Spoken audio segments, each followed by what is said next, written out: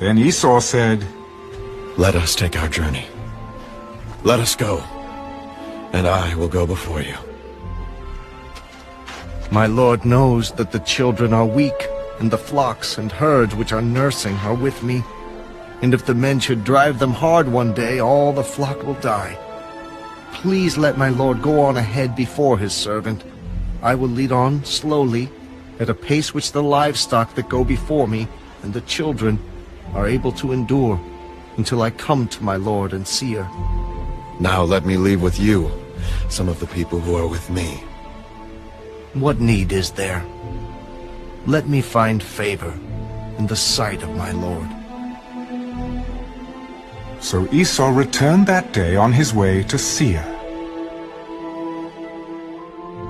And Jacob journeyed to Succoth, built himself a house, and made booths for his livestock.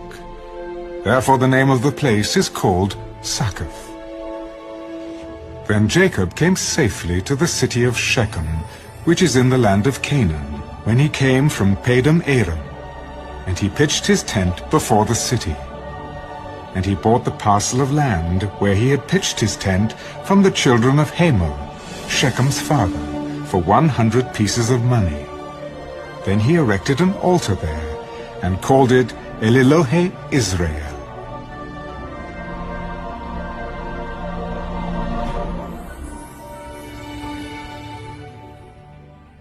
Genesis, chapter 34.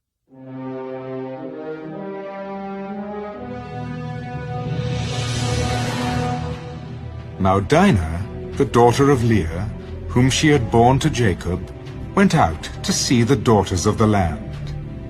And when Shechem, the son of Hamor the Hivite, prince of the country, saw her, he took her and lay with her and violated her. His soul was strongly attracted to Dinah, the daughter of Jacob, and he loved the young woman and spoke kindly to the young woman. So Shechem spoke to his father Hamor, "Get me this young woman as a wife." And Jacob heard that he had defiled Dinah his daughter.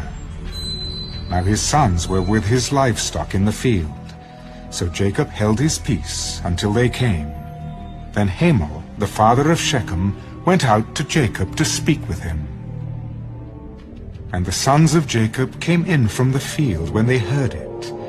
And the men were grieved and very angry, because he had done a disgraceful thing in Israel by lying with Jacob's daughter, a thing which ought not to be done. But Hamor spoke with them. "The soul of my son Shechem longs for your daughter. Please give her to him as a wife, and make marriages with us. Give your daughters to us, and take our daughters to yourselves, so you shall dwell with us, and the land shall be before you. Dwell and trade in it, and acquire possessions for yourselves in it." Then Shechem said to her father and her brothers, "Let me find favor in your eyes, and whatever you say to me I will give. Ask me ever so much dowry and gift, and I will give according to what you say to me. But give me the young woman as a wife." But the sons of Jacob answered Shechem and Hamor his father, and spoke deceitfully, because he had defiled Dinah their sister. "We cannot do this thing, to give our sister to one who is uncircumcised, for that would be a reproach to us. But on this condition we will consent to you.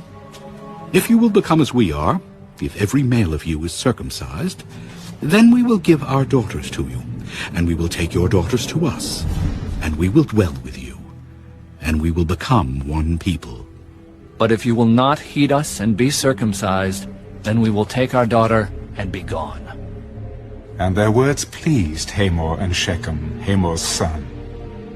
So the young man did not delay to do the thing, because he delighted in Jacob's daughter. He was more honorable than all the household of his father.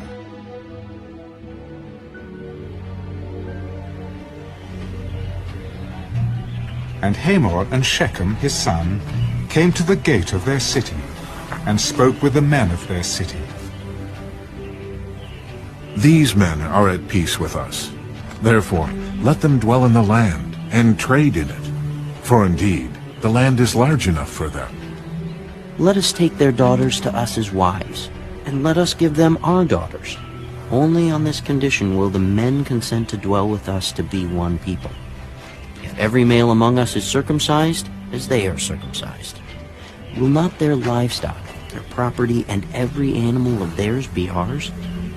Only let us consent to them, and they will dwell with us. And all who went out of the gate of his city heeded Hamor and Shechem his son. Every male was circumcised, all who went out of the gate of his city.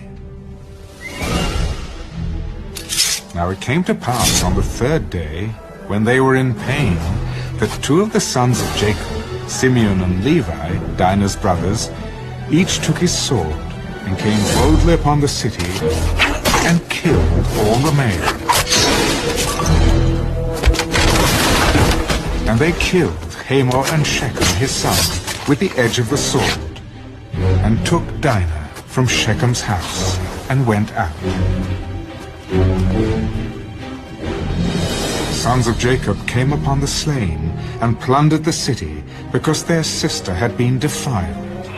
They took their sheep, their oxen, and their donkeys, what was in the city, and what was in the field, and all their wealth. All their little ones and their wives they took captive. They plundered even all that was in the houses. Then Jacob said to Simeon and Levi, You have troubled me by making me obnoxious among the inhabitants of the land, among the Canaanites and the Perizzites. And since I am few in number, they will gather themselves together against me and kill me. I shall be destroyed, my household and I. Should he treat our sister like a harlot?